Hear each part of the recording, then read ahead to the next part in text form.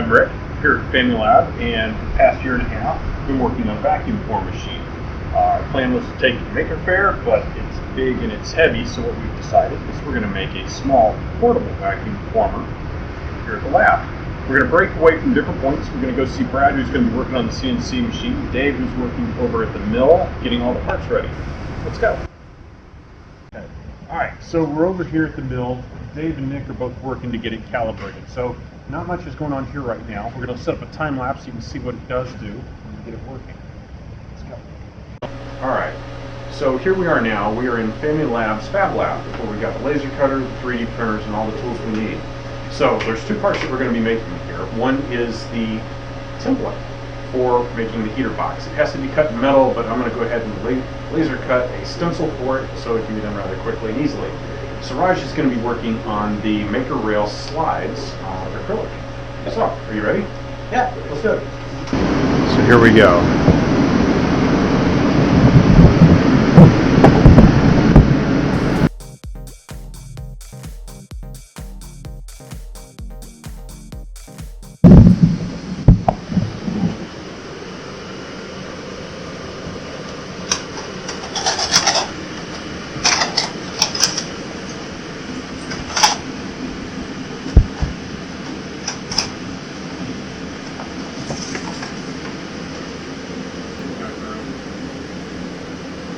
Alright, so we've got the template. We'll use this for marking the sheet metal, and then we'll just cut it out. In the meantime, Suraj, you ready for your piece? Yes.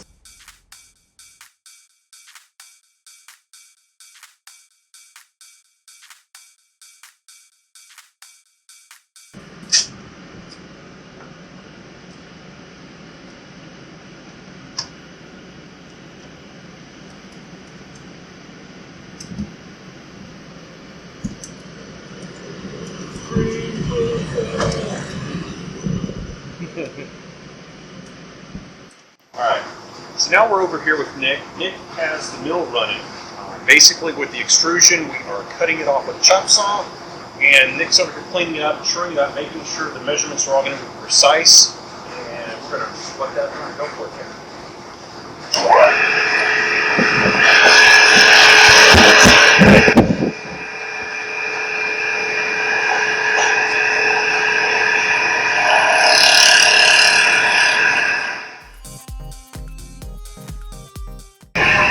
Now what's really great is that we have someone here at the lab that actually smelts aluminum, so most all these shavings will get shoved in a barrel and melted someday soon and made into something else pretty cool.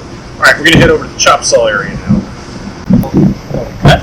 Yes. I don't know what you're supposed to do with that. This needs to be made to two 540 millimeter pieces. I can do that.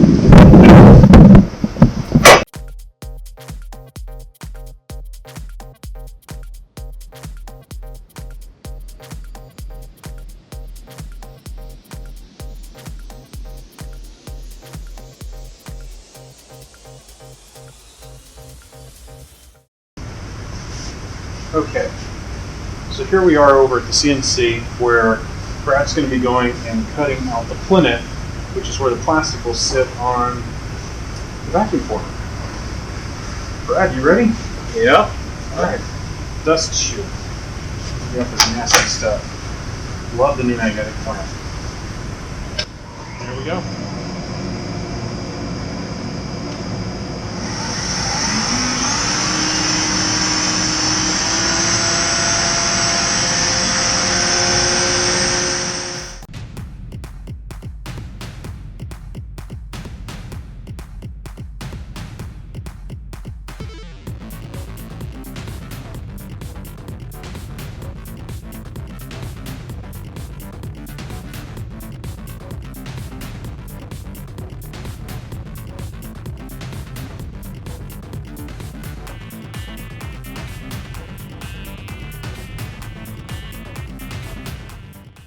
Okay, so I've got the template I cut on the laser cutter. I've marked it out on the sheet aluminum. We're going to cut this, and this is going to be the basis for our heater box.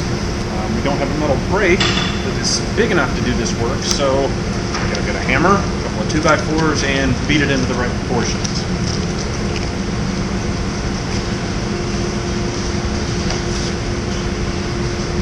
After I do a lot lot of snipping. Direction. I'm gonna go find a bandsaw.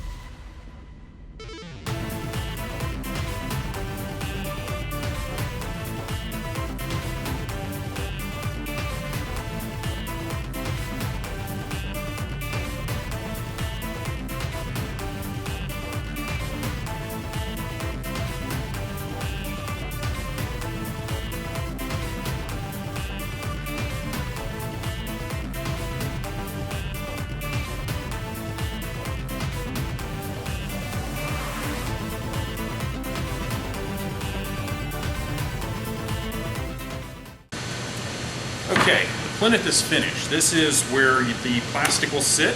When all is said and done, there's our big vacuum hole. And on the back, we have a place to inset the motor, just a little bit. Now, we're using a vacuum cleaner motor.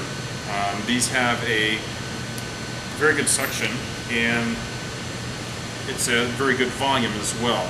Be mounting this here, and I'm going to do a little bit of routing so I can clamp it in, use the threaded rods to pull it in tight, and then we'll be set. So I'm going to grab the router and start cutting.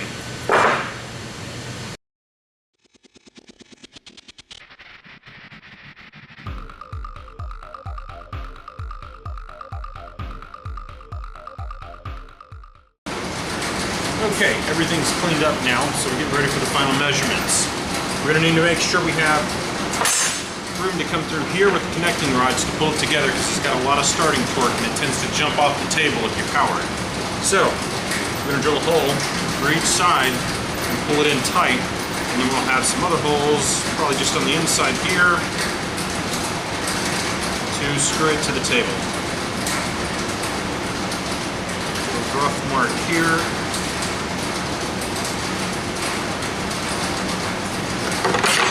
Line these up, drill right through them at the same time. Alright. So we have clamps, center the motor, in place. So I can attach the threaded rods.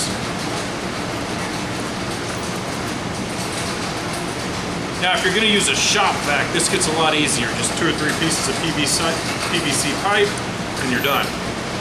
But if you're using a vacuum cleaner motor, a little more work is required.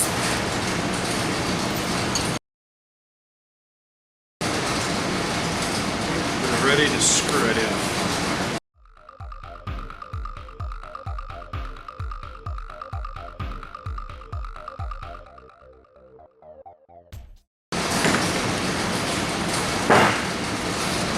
Vacuum center is perfectly aligned, and there's no give in the motor, so it's not going anywhere.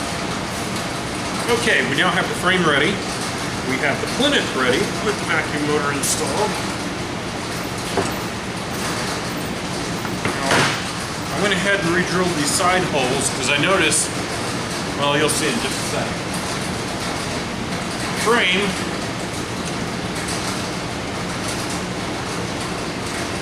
comes down, 2 side bolts would have, well, one of the side bolts would have just cleared, the ones in front would have interfered and brought it up just enough so the thing would not have worked properly. Meanwhile, we're going to go ahead and mount the table here, that way we can start running up the electric.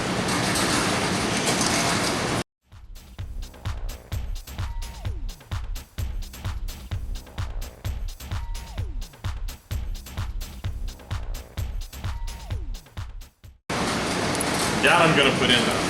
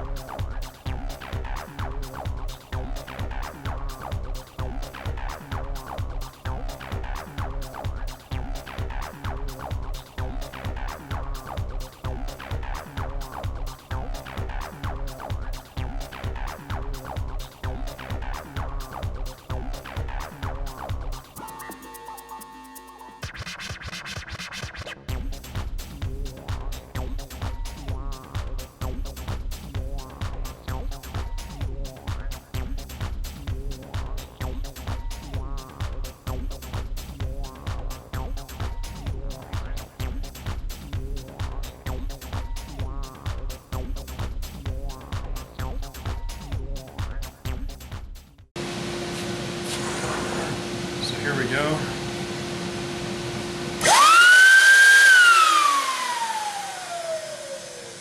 Yeah, that's loud. Alright, heaters.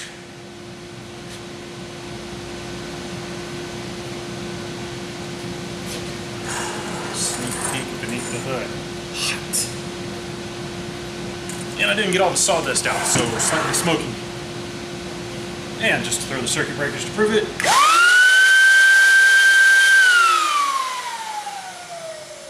Must be a 20 amp circuit. We're good. Alright. I guess we're ready to do a test. It must be Christmas. Styrene. Most everything here was from a previous project. Extrusion, aluminum, just about everything. Now, styrene comes with two things. One side will be shiny, one side won't. One side's marked with a pin, the other one's not. So we'll go with the clean-ish side.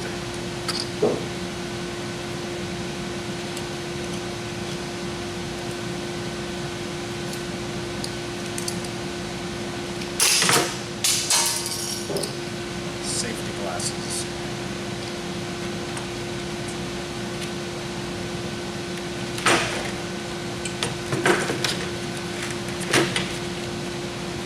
I don't like binder clips anymore.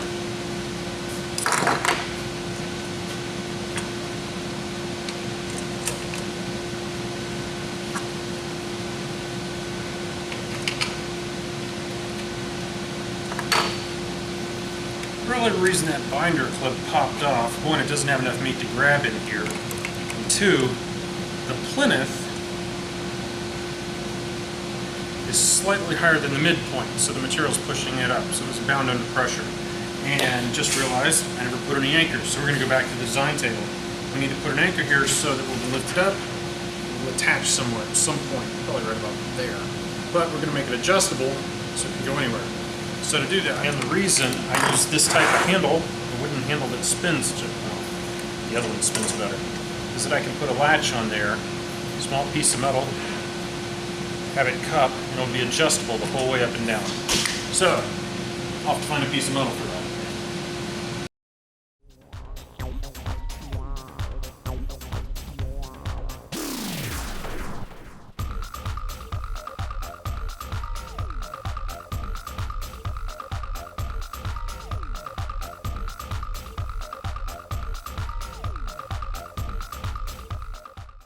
Alright, so I'm going to do a test here. This is just a preliminary test before I put on all the panels, make sure everything's mechanically sound.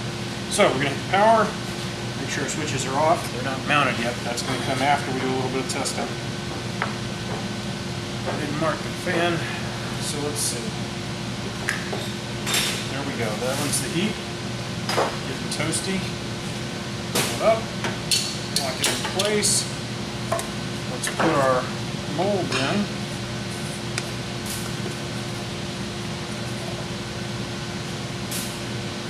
And watch the plastic.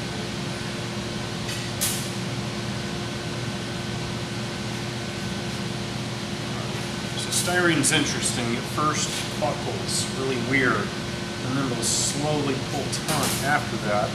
Once it's pulled taut, that's the back time to vacuum it. If you don't wait long enough, the plastic on the edges will stay cold and it'll pull outside of the frame. If you go too long, it'll sag and you'll get wrinkles in it. That's right. Let's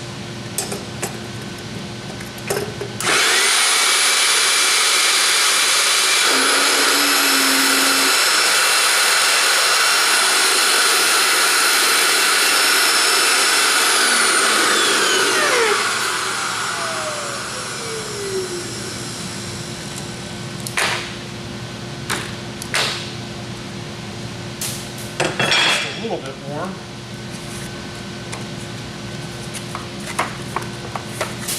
And you can see where it wasn't quite hot enough around the edges and it pulled right out of the frame. So you either got to get a tighter clamps on the frame or let it heat up just that extra minute or so longer. But round things, you Doctor Who fans will get it.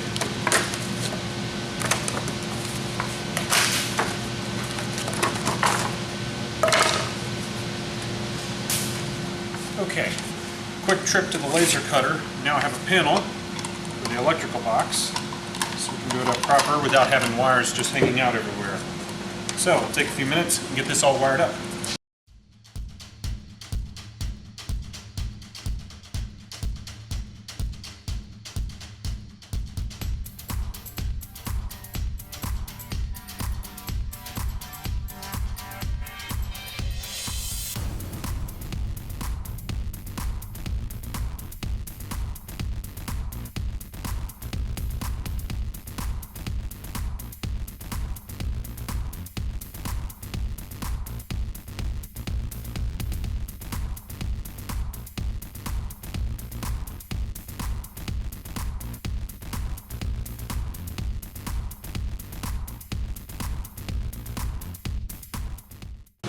Okay, because I'm concerned about the wires getting mixed up in the vacuum motor, I'm going to tie wrap them out of the way. And of all the panels that I put on here, only the side panels are going inside the slotted extrusion. The bottom is going to be attached to the bottom, so obviously I can get to it when I need to.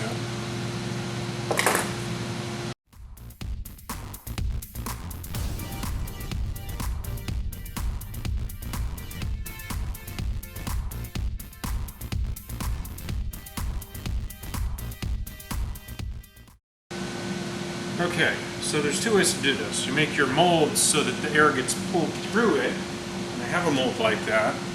Or you can put the screen on your mold, put your pieces under it, or put your pieces on top of the screen, so that the air will be pulled out from underneath them. That's the plan. That's how the plan works. Once again, this would be an ideal time to have these.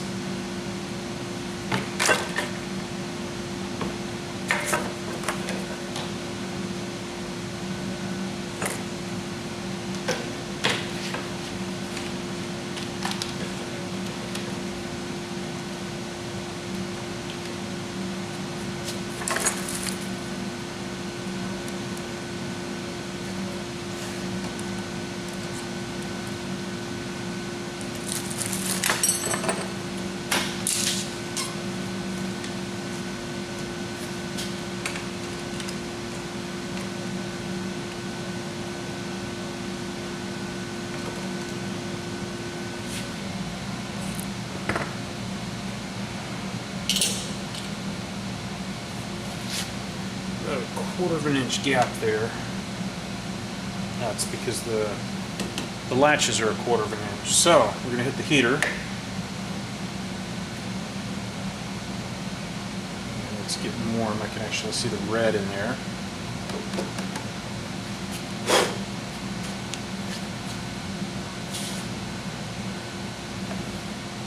Might have to rethink these clamps and get something a little stronger, because last time it did pull out. But we can give it a little extra time heating. So what we're making is an ice cube tray in preparation for making chocolate molds. Alright, starting to get taut. Set up a GoPro looking straight up.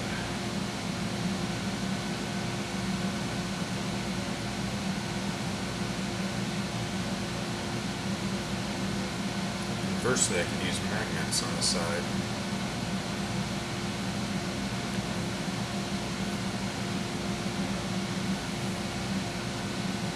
Got one corner in the back that's not heating consistent. But that's about all the time we've got. Now on.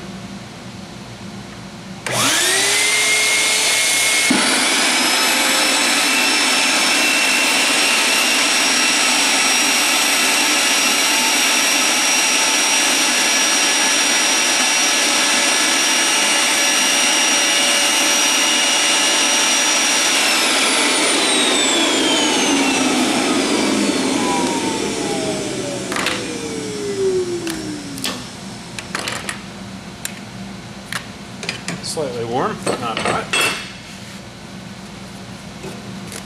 So everything wanted to stick.